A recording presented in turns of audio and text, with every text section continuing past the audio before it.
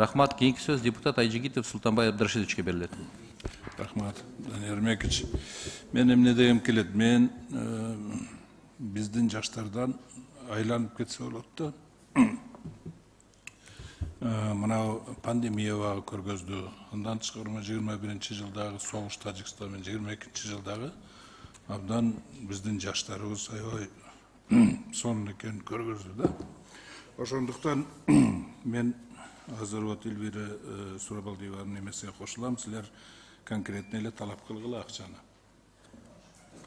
Себебен бул декларативный болуп калат. Аябай закон жакшы закон экен.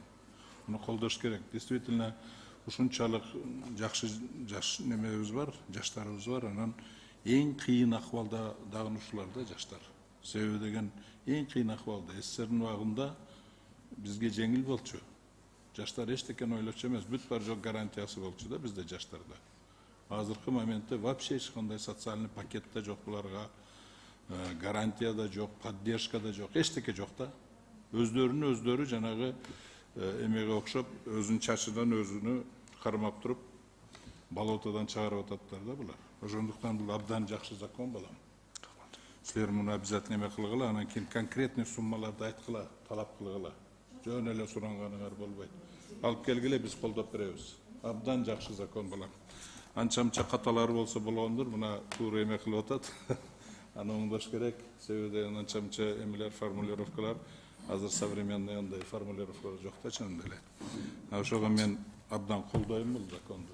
Силер обязательно муну ишке ашыргыла, анан кийин конкретный цифрларды койгула.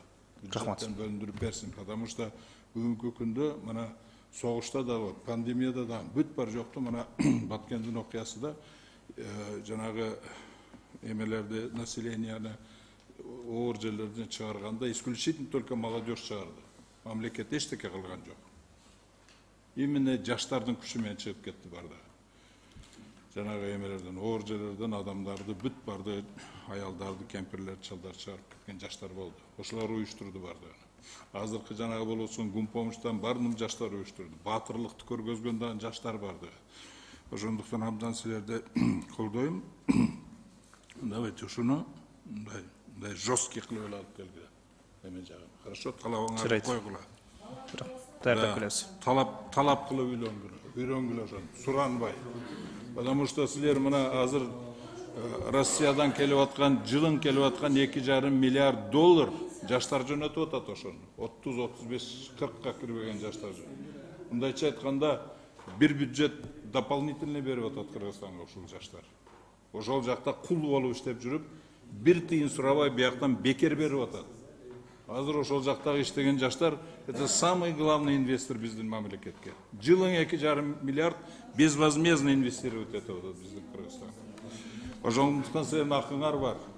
Требуйте и конкретно называйте цифры.